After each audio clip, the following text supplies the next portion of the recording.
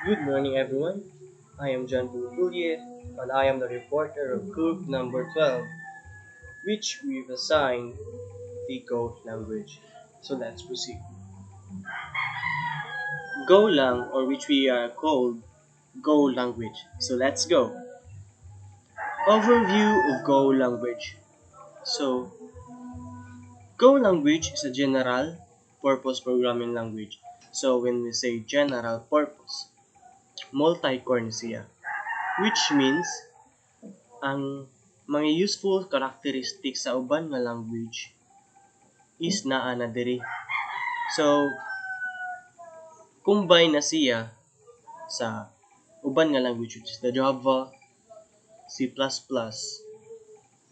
Ang mga useful characteristics atong mga languages is naa diri sa Go language. So that is the one of the overview of Go language. So next is it is used for system programming of large distributed systems and high scalable networks. So in this language, which is the Go language, it is the improved programming productivity compare sa ubang nga language. So nganong makaingon ta nga improve siya compare sa uban nga language because in this language it is multi-core which I mentioned first. Second, it is a network machine.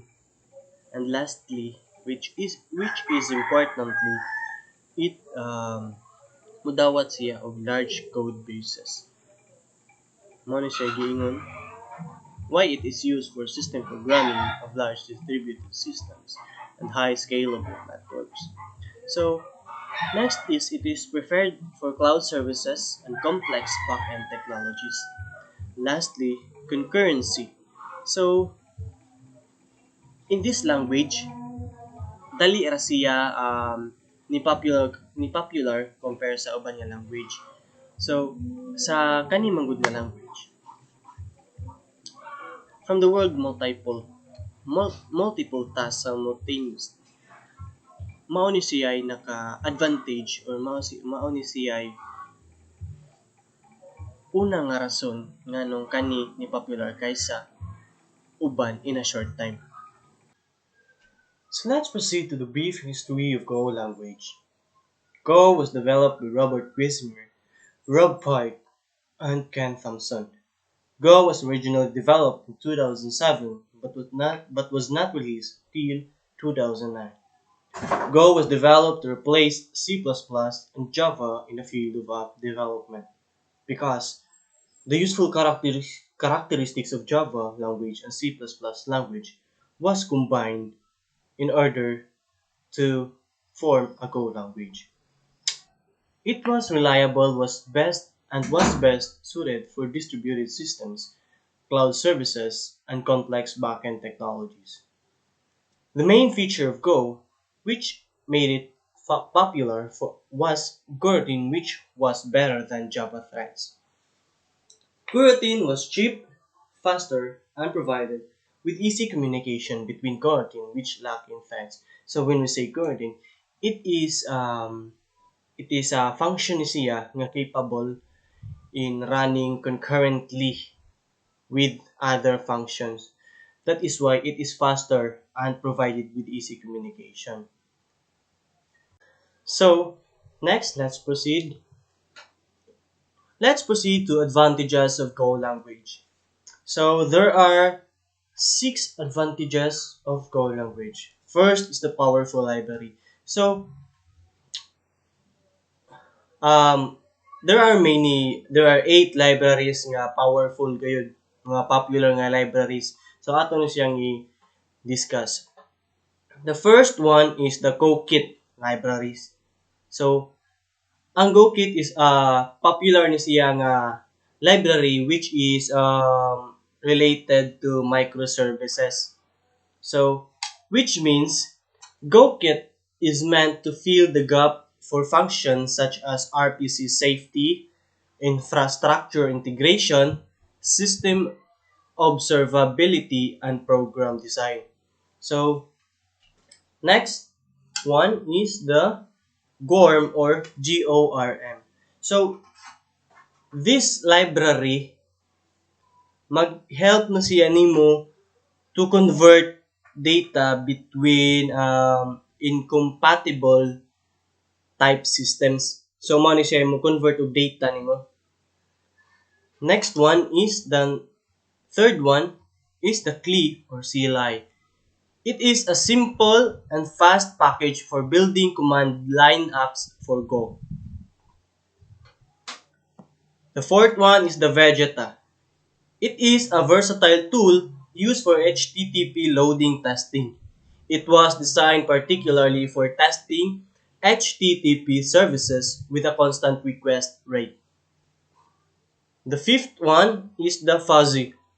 It is a dependency-free Go library meant to help match fuzzy strings. It is particularly optimized for file names and code symbols. Fuzzy provides speedy and intuitive matching within milliseconds. The sixth one is the Auth Boss. It is a modular web authentication system, a library for Go. Seventh one is the Image. It is a library that implements a 2D image package that contains colors described. And lastly is Time, or which we call package time. It provides functionality used to measure and display time. It always assumes a Georgian calendar with no leap seconds. So that was the 8 powerful libraries nga mao'y naghatag natong advantages sa Go language. Nga. So let's proceed to the next advantage of Go language, which is simple. Ngano makaingon man ta nga simple ra ang Go language? Because ang Go language is nag-focus siya sa simplicity sa code. It is really easy to understand this Go language because as programmer nakalabay na magyuta og Java, mga Java nga language, C++, right? So, as what I have said earlier, that the useful characteristics of Java language and C++ language has been combined in the Go language. So, ang Go language nagkuha ra siya og mga useful characteristics sa duha nato ka language. So, it is really simple to us to understand this Go language. Isa pa, naa diri ang mga types nga naa sa Java o sa C++ nga mga types of descriptions nga nasa diri sa Go language, which are the Boolean types, numeric types, string types, and derived types. So mao to ang mga types nga naa sa ubang language nga atong nagian last year. So that was the second advantage of Go language. The third advantage of Go language is the security. So, security. Ang security sa Go language man god is mao ni siya ang more popular language when it comes to security experts. So, because ang Go language, iya magong server gang iyang cloud environment is wide use. Mao ni naka-advantage sa Go language according to any language. So, ang iha sang speed o ang iyang ease of use, capability siya for data analysis. So, mao ni naka-advantage the security of the Go language. The next one is concurrency. So when we say concurrency, it is multiple task or more than one task simultaneously. So sa advantage niya is ang concurrency sa Go language because Go has rich support for concurrency using Go routines and channels. And the next one is the strict compiling. When we say strict, kuan siya, anong tawag dihang stricto siya when it comes to compiling. So, it is, kuan man good, it compiles directly to the machine code. Maunay, nakanindot sa pag-compile mo sa Go language. Fast compilation sa siya. Because ang Go language man good, it is designed for fast compilation. Then lastly is the powerful back-end technologies. Let's proceed to the disadvantages of Go language. So first is the absence of manual memory. So when we say absence of manual memory, it is lack of it could lead to overhead, garbage collection, issues like pauses, which in turn could lead to system programming. Mao na siya ay naka-disadvantage sa Go language, absence siya of manual memory. So the next one is the relatively new. So sa amo ang research is kani nga Go language is relatively new gayud. Bag-o gyud siya nga language nga kuan implement na kay 2009 pa man siya. So bag-o pa gyud siya. Then tungod sa iyahang bag-o pa nga language nga nabuhat, there are some issues nga that makes it superficial. So it is the effort man gud sa Go language is simple ra. Gihimo ra nila nga simple. So mao na isa sa naka-disadvantage sa relatively sa Go language. So the last one is the safety during runtime. So why? Nganong disadvantage man siya ang safety during runtime?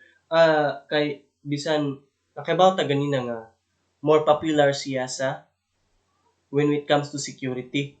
So mao ni ang rason niya. It doesn't deliver the level of the safety that Rust provides. So the safety level is compile time only and to a certain extent runtime. Go focuses on the speed of production and Rust concentrates on the safety aspects. Mao to ang disadvantages sa Go language, which are the absence of manual memory,